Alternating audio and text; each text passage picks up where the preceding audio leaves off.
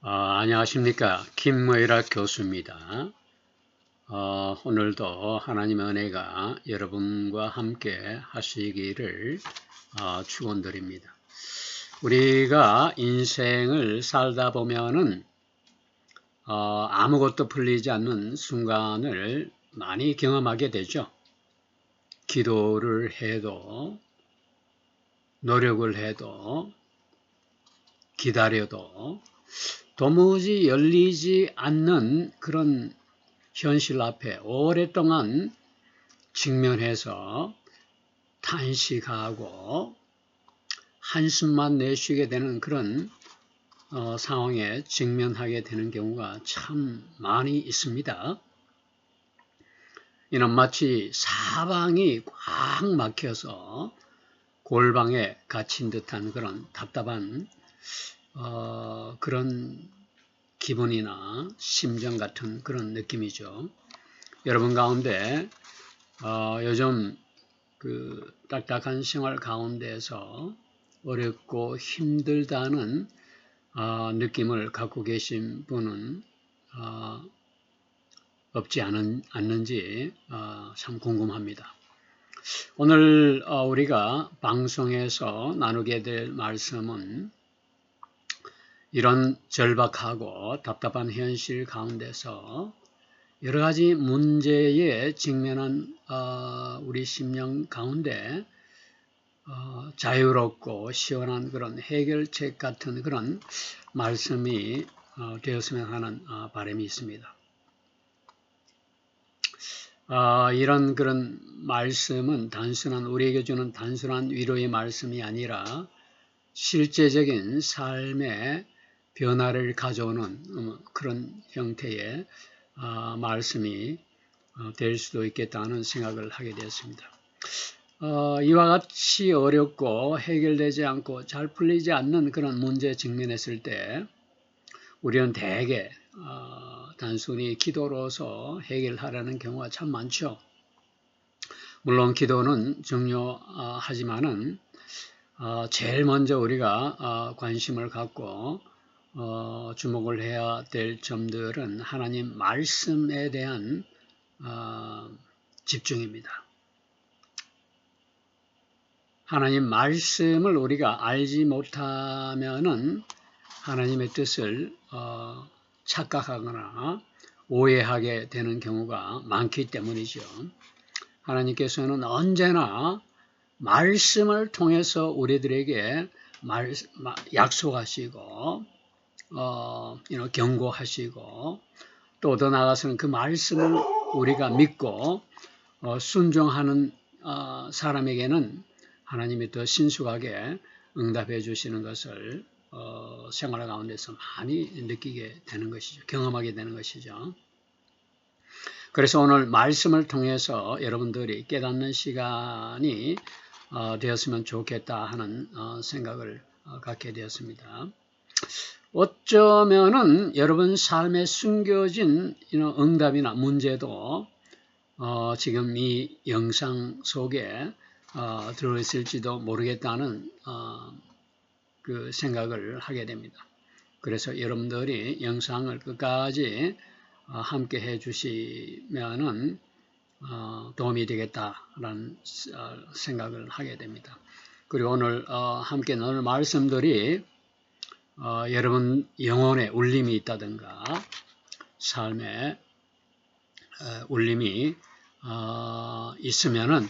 있게 된다면은 여러분들 간단하게 좋아요와 구독을 한번 눌러주시면은 더 깊이 더 멀리 복음을 전달하는데 큰 힘이 되지 않을까 하는 생각을 하게 됩니다. 또 오늘 우리가 함께 나눌 이 말씀은 어쩌면 세상에 혼란하고 분주하고 떠들썩하고 이런 상황 속에서 개인적으로는 뭐 여러 가지 걱정, 근심, 염려들이 많이 있겠죠. 이런 상황에서 하나님께서 우리를 향한 그런 애타는 부르신 가운데서 이것도 깨닫지 못하고 그냥 있는 그대로 습관적으로 이 세상을 그냥 살아가는 수없이 많은 영혼들을 향한 하나님의 마지막 경고인 동시에 또 우리가 세상을 새롭게 살아갈 수 있도록 초대하는 하나님의 신실한 그런 초대장일 수도 있다는 것을 우리가 깨달았으면 참 좋겠습니다. 오늘 우리가 함께 나눌 말씀은 종말의 카운트다운에 주목한다라는 토픽이 되겠습니다. 우리가 종말론과 관련해서 지금까지 5차례, 6차례 정도 계속 말씀이 이제 전달되어지고 방송 영상을 통해서 올라가고 있는데 종말론에 관한 클라이막스는 다음 시간이 될 것입니다.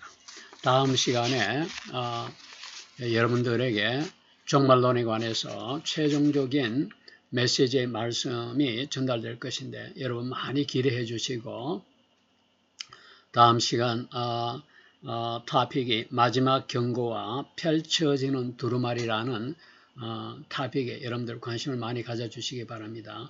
이 종말론은 너무나 중요한 토픽이고 과제이기 때문에 여러 분야로 나누어서 한꺼번에 여러분들에게 전달하면 소화하기가 힘들고 받아들이기가 너무 힘겹기 때문에 여러 부분으로 이렇게 나누어서 여러분들이 이해하기 쉽고 피부로 느낄 수 있도록 내용을 이제 정리해서 전달하는 것이기 때문에 앞서 전달한 4개, 5개의 말씀은 클라이막스인 마지막 경고와 펼쳐지는 두루마리라는 다음 시간에 전해질 말씀을 여러분들이 이해할 수 있도록 일종의 그 이해를 최종적인 종말론에 관한 메시지를 이해할 수 있는 전조로서 여러분들에게 전달해 드린 것입니다. 그래서 여러분들이 다음 시간에 전해질 마지막 경고와 펼쳐지는 두루마리에 큰 기대를 가져주시고 이 종말론의 핵심이 무엇인지를 마지막 시간에 펼쳐지는 두루마리를 통해서 여러분들이 깨닫게 되기를 바랍니다. 오늘은 다음 시간에 펼쳐질 마지막 경고와 펼쳐지는 두루마리 그 이전에 여러분들이 혼란을 피하기 위해서 꼭 먼저 알고 최종적인 종말론에 관한 메시지를 전달받기 전에 여러분들이 꼭 알아야 될 내용을 간략하게 정리해서 전달해 드리는 그런 시간이 되겠습니다. 자, 오늘 우리가 함께 생각해 볼 종말의 카운트다운에 주목한다는 내용은 소위 말해서 성경 요한계시록에서 말하는 큰 음녀와 바벨론 그리고 종말론은 굉장히 서로 밀접한 연계고리를 갖고 있어요. 그래서 이제 요한계시록 전체의 중심 주제들 가운데 하나가 바로 종말의 카운트다운입니다.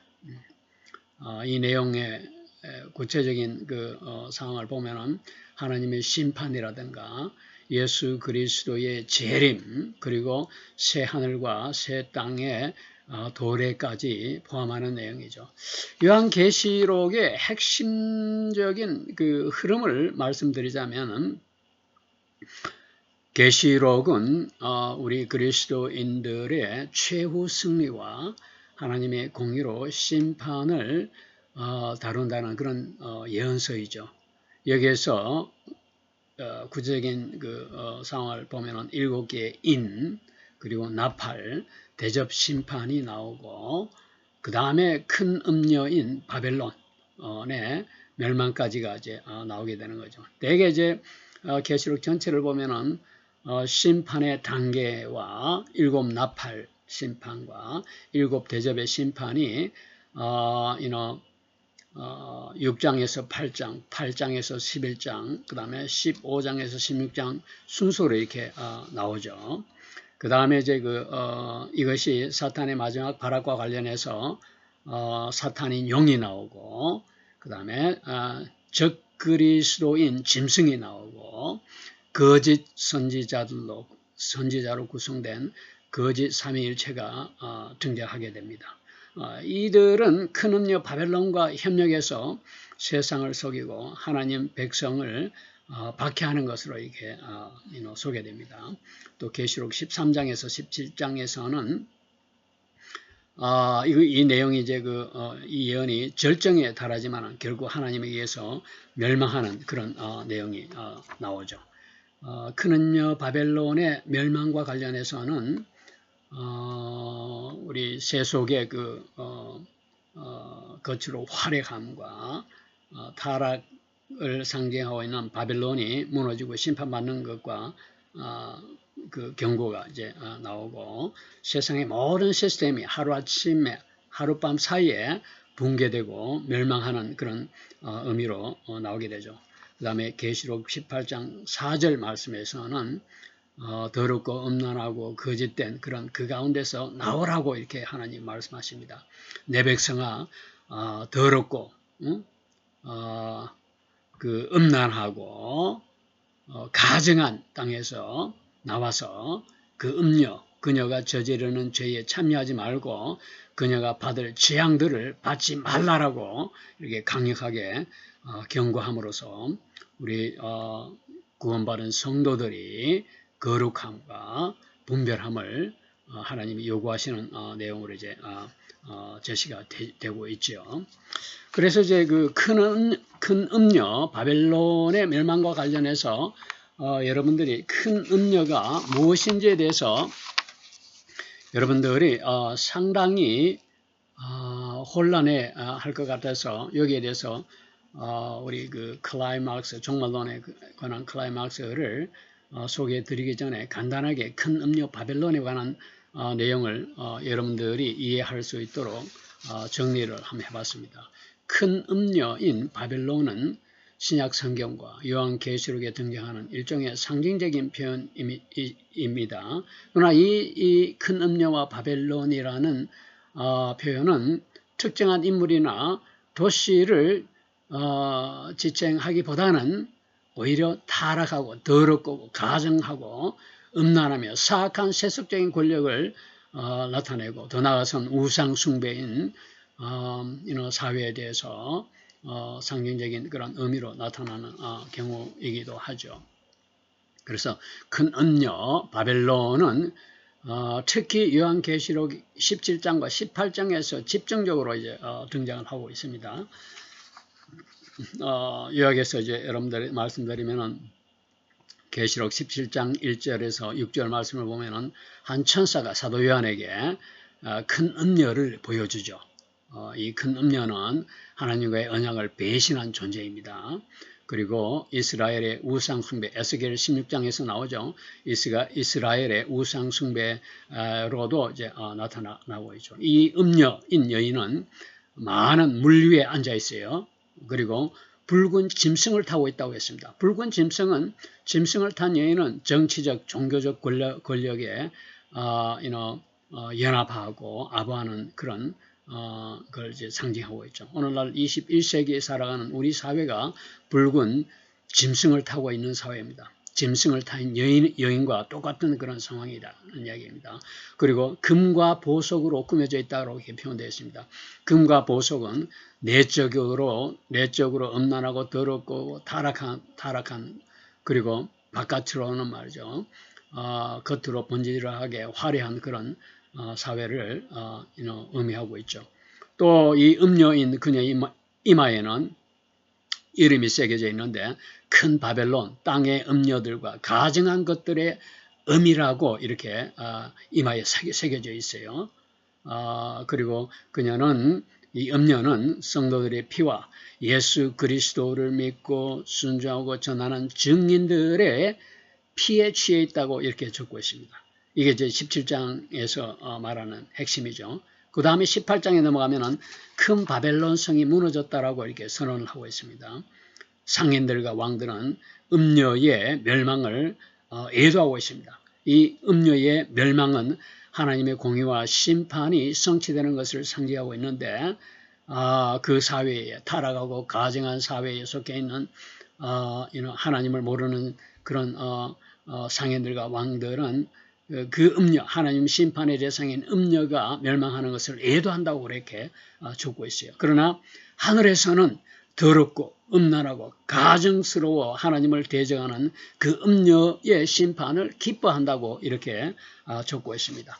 큰 음녀 바벨론에 관해서는 역사적으로 보면은 로마 제국을 상징하고 있어요. 오늘날 이태리 수도인 로마 제국을 상징하는 것이 큰 음녀이고 바벨론이에요. 초기 그리스도인들을 얼마나 박해했습니까? 타락한 권력이 그 권력을 이용해서 그리스도인들을 엄청나게 역사적으로 타락한 사실을 우리가 잘 알고 있습니다.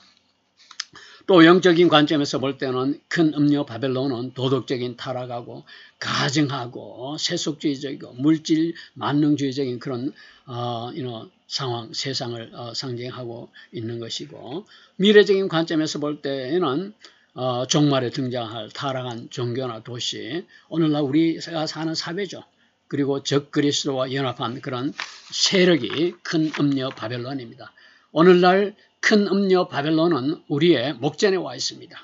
적그리스도와 연합한 세력들이 우리 눈앞에서 펼쳐지고 있다는 이야기입니다. 그래서 그 타락한 세속적인 권력의 중심에 있는 바벨론은 구약 시대에서는 실제로 하나님의 백성을 억압한 제국이었어요. BC 586년에 바벨론 제국은 예루살렘을 파괴하고 또 유다 백성들을 포로로 실제로 끌고 갔습니다. 이거는 우리가 역사를 통해서 잘 알고 있는 사실이죠.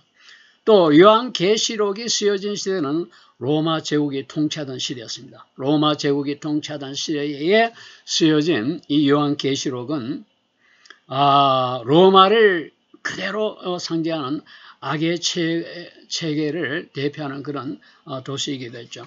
이 음녀라는 표현은 하나님과의 관계에서 하나님을 배신하고 우상 숭배를 상징하는 그런 내용이 아주 많이 등장합니다. 큰 음녀 바벨론은 로마를 상징하고 더 나아가서는 종말에는 심판의 대상이 되고 결국 하나님의 공의로 인해서 멸망하는 것이 큰 음녀 바벨론이라는 겁니다. 로마는 네로 황제 시절에 실제로 그리스도인들을 너무나 박해 많이 했습니다. 죽이고 박해하고 엄청난 고통을 가했죠.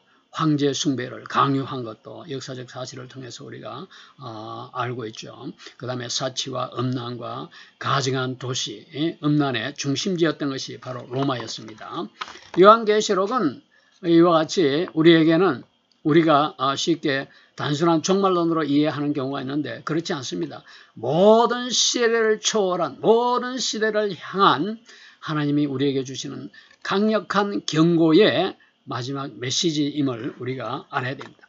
정치적으로 부패하고 억압적인 정치와 사람들을 통제하고 착취하는 세력들과 경제적으로는 물질 만능주의와 탐욕과 이기적인 생각과 가증한 것을 행하는 그런 것에 대한 경고이기도 하고, 종교적으로 볼 때는 복음의 본질을 버리고 세속 권력에 아부하는 교회, 사람들만 아니고 교회와 목회자들과 교인들에 대한 경고이기도 하고, 문화적으로는 도덕적인 타락과 가증한 도시에 대한 그런 경고이기도 하죠. 그럼요, 바벨론의 멸망은 하나님의 심판은 결코 피할 수 없다는 그런 것을 이제 우리에게 알려주는 것이고, 그 성도들은, 교인들은 더럽고 가증하고 음란한 그 가운데서 나오라고 이렇게 계시록 18장 4절에서 이런 말씀하고 있죠. 이제 하나님의 이런 경고와 부르심에 우리가 반응을 해야 될 때가 바로 지금 이 시간입니다. 이는 믿음을 지키고 거룩함을 유지하라는 하나님의 경고인 것을 우리가 결코 잊어서는 안 된다는 이야기입니다. 자, 계시록은 앞서 말씀드렸던 바와 같이 단순한 종말론에 그칠 것이 아니라 오늘날 우리가 살아가는 이 시대를 향한 하나님의 경고의 메시지임을 우리가 결코 잊어서는 안 되겠다라는 말씀을 다시 말씀드리는 겁니다. 저는 앞서 말씀드렸지만 평생을 대학 교수로서 학생들을 가르치고 지도하고 연구해오면서 썼던 그런 출판한 그런 책이 경계를 넘는 새로운 글쓰기라는 책이었다는 걸 앞서 말씀드린 적이 있습니다. 제가 이 책을 쓴 그런 동기는 새로운 시각에서 이 혼란한 시대를 살아가는 우리가 세상을 바라보는 그 시각이 어떠해야 되는가를 피력하는 그런 책이었죠. 다시 말해서 이는 이 시대를 일깨우는 깨달음의 일종의 메시지와 같은 것이었습니다. 이런 깨달음의 경고 메시지는 우리 삶의 주변 환경에서도 많이 적용될 수 있고 나타나는 그런 현상입니다. 가령 제가 대학 교수로서 학생들을 지도하고 가르치면서 경험했던 것을 간단히 말씀드리면 헉슬레이의 멋진 신세계라는 책이 있죠. 이거는 이제 우리 국내에서도 번역이 되어서 나온 책입니다.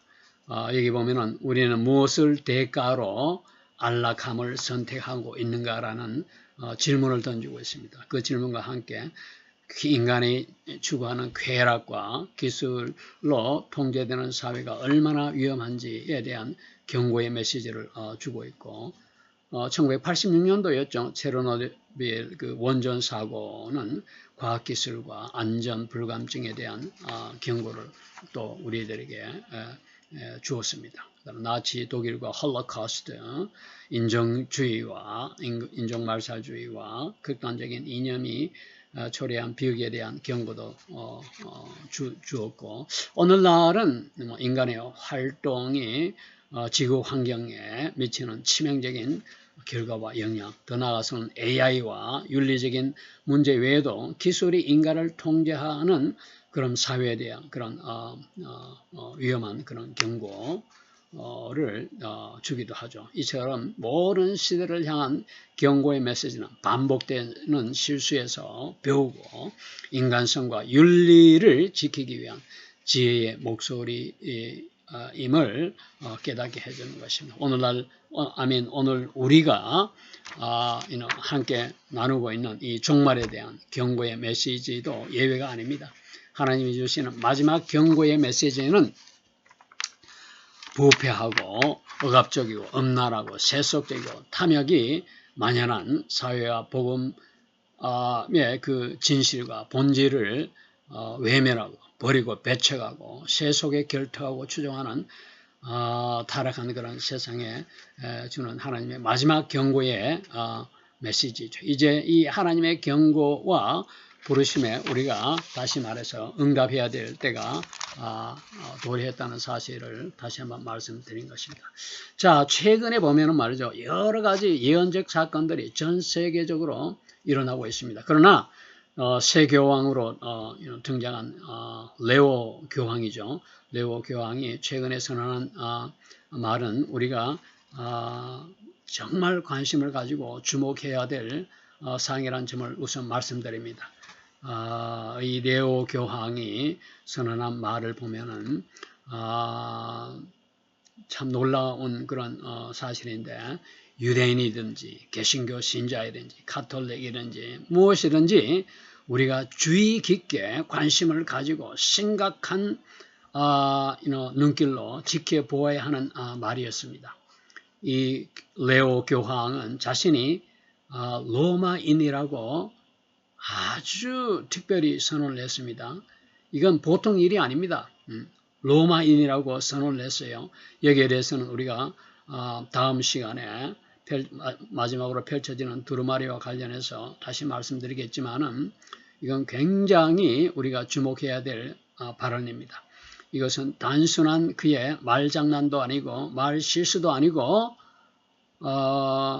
이건 정말로 아주 초자연적으로 영적인 관점에서 우리가 받아들이지 않으면 안 될 말입니다. 수백 년 전으로 한번 올라가 봅시다. 12세기 아일랜드의 대주교인 성 말라키라는 인물이 있습니다. 이 말라키라는 이름은 하나님으로부터 직접 환상을 받아서 112명의 교황의 이름을 기록했던 사람입니다. 그 마지막 교황이 바로 로마인이었어요. 바로 로마인이었습니다. 그러면 이 말라키, 대주교 성 말라키는 어떤 인물인지에 대해서 여러분들에게 간단하게 소개를 해드리는 것이 마지막 경고와 펼쳐지는 두루마리를 이해하는데 도움이 될 것 같아서 이 말라키 대주교 성 말라키가 어떤 사람인지에 대해서 간단하게 말씀드리도록 하겠습니다.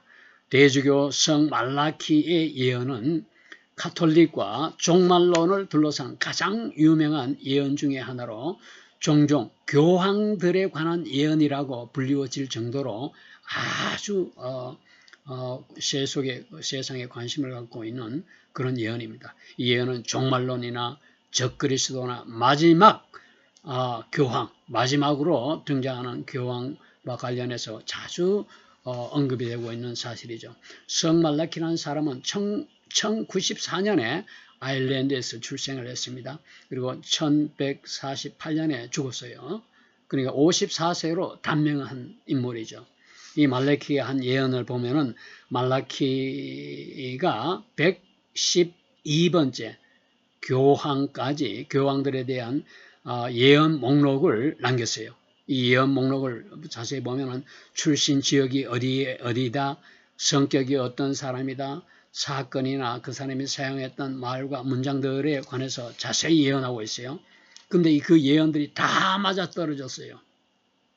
이 예언에 따르면 112번째 교황은 바로 로마 사람이다. 로마 사람이라고 이렇게 적고 있습니다. 이 인물이 등장할 즈음에 로마가 멸망한다고 이렇게 적고 있습니다. 오늘날 이태리 로마가 멸망한다고 했어요. 그리고 하나님의 심판이 임한다라고 적고 있습니다. 이제까지 예언이 다 맞아떨어졌기 때문에 우리가 이 예언에 대해서 하나님으로부터 직접 받은 예언에 대해서 우리가 관심을 가져야 된다는 얘기입니다. 이 마지막 예언 문구를 보면은 112번째 교황에 관한 문구입니다. 여러분 한번 들어보세요. 가장 극심한 박해 속에서 로마 교회의 마지막 교황인 로마노가 앉을 것이다. 그는 양떼를 많은 환난 속에서 인도할 것이며 그 후에 로마는 멸망하고 무서운 심판자가 백성을 심판하게 될 것이다. 이렇게 적고 있습니다. 지금 종교통합이나 동성애를 지지하고 수용하는 문제라든가 다원주의의 수용이라든가 종교혼합주의와 같은 흐름은 교회의 타락으로 우리가 직접 연계해서 우리가 볼 수 있고 또 적그리스도가 등장하기 직전에 교회가 변질되고 혼합 종교가 진행된다는 사실을 우리가 알 수 있죠. 정말로 이 예언과 더불어 우리가 살고 있는 시대가 아주 정확하게 100% 맞아떨어져 가고 있다는 사실을 우리는 피부로 체험적으로 삶으로 확인하는 그런 시대에 살고 있어요. 성경은 마지막 때에 대한 징조와 구체적인 인물로 적그리스도와 두 증인들에 대해서 분명히 말하고 있다는 사실을 우리가 무시할 수가 없습니다. 이 말라키의 예언은 거룩한 교회의 마지막 때에 로마인이 통치할 것이며 많은 환난 속에서 양떼를 먹이고 그 후에 7 언덕의 도시는 파괴될 것이며 두려운 심판관이 그 백성을 심판할 것이다라고 적고 있습니다. 자, 그러면 여기서 말하는 7 언덕의 도시는 무엇인지를 여러분들에게 간단하게 소개해 주는 것이 마지막 펼쳐지는 두루마리에 대한 경고를 이해하는데 도움이 되겠습니다. 자, 이것 이외에도 마지막 교황이 로마인이라고 이렇게 나오는데 지금까지 역사적으로 볼 때 역대 교황들을 제가 확인을 해봤습니다. 그런데 역대 교황들의 출신국이 12개국이었어요. 12개의 나라였는데 이 가운데 대부분이 90%가량이 다 이탈리아 출신이었어요. 로마 사람, 대부분이 이탈리아 출신이었어요. 그런데 중세에서 근대까지가 이탈리아 사람이 많았고, 뭐 12개 보면은 프랑스, 그리스, 독일, 시리아, 스페인, 터키, 포르투갈, 네덜란드, 폴란드, 알제리, 아르헨티나 이렇게 쭉 나와 있어요. 그리고 이제 미국이 처음으로 이렇게 등장했죠. 그래서 이제 그 7 언덕의 도시를 보면은 하나님의 7 언덕의 도시를 심판하신다고 이렇게 성경에서 이제 적혀 있는데, 특히 요한계시록에 등장하는 큰 바벨론이나 음녀 바벨론에 대한 상징적인 표현에서 이 7 도시가 적혀 있는데, 이 7 도시는 그 오늘날 이태리 그 로마는 이 로마의 도시는 7개의 언덕 위에 세워진 도시예요. 이거는 실제적으로 사실이죠. 이건 7 언덕 도시가 그렇기 때문에 로마를 상징하고 있는 것이죠. 요한계시록 17장 9절에서 보니까 7 산 위에 앉은 여자라고 이렇게 표현이 되어 있어요. 7 언덕 위에 앉은 여자가 큰 음녀이고 바벨론이에요. 왜냐하면 고대 로마, 오늘날 이태리는 7개의 언덕 위에 세워진 도시이기 때문에 이렇게 적고 있죠. 하나님의 7 언덕의 도시를 심판하신다고 이렇게 적고 있는데, 이 말은 특히 요한계시록에 등장하는 큰 바벨론이나 음녀 바벨론에 대한 표현에서 이제 비롯된다는 사실을 우리가 먼저 이해를 해야 되겠고, 왜 그러면 하나님은 이 7 도시, 7 언덕의 도시를 심판하시는가를 우리가 생각해 보면은, 하나님이 심판하신 이유는 그 도시 바벨론인 그 도시가 상징하는 더럽고 음란하고 가증하고 부패하고 우상숭배하고 하나님을 거부하고 사랑과 권력에 숭배하고 아첨하고 타락한 권세를 가지고 행사하고 말이죠.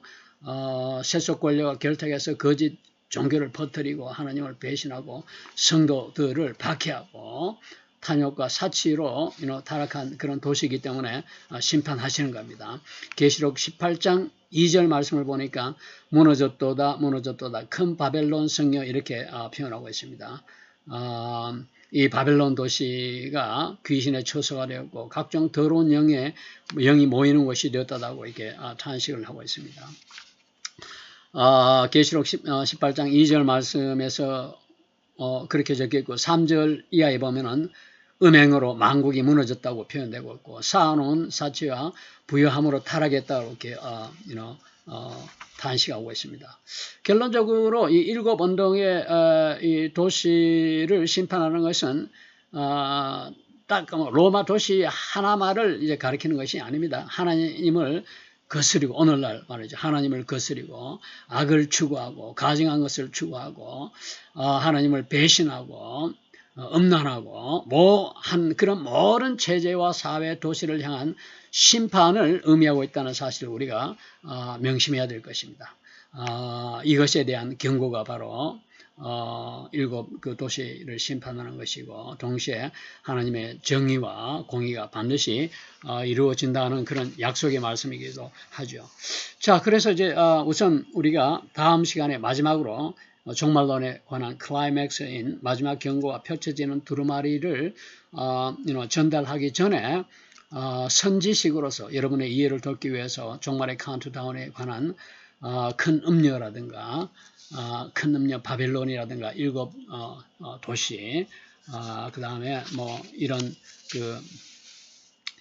그 우상숭배나 큰 음녀 바벨론에 관한 이야기를 먼저 이제 이해를 돕기 위해서 말씀드렸습니다.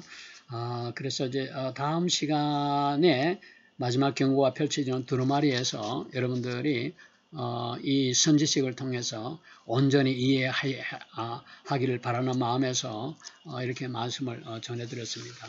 그래서 이제 오늘 말씀은 여기서 우리가 마무리 짓는 것이 좋겠다는 생각이 듭니다. 우선 잠시 말씀을 마무리 짓기 전에. 자, 그래서 이제, 그 요한계시록 3장 8절 말씀을 잠시 이제 또 올리게 되는데, 내가 내 앞에 열린 문을 두었으되 능히 닫을 사람이 없다고 이렇게 적고 있어요. 여기 보니까 내가 내 행위를 나누니 내가 적은 능력을 가지고도 내 말을 지키며 내 이름을 배반치 아니하였도다, 이렇게 또 하나님이 말씀하고 계신 것입니다.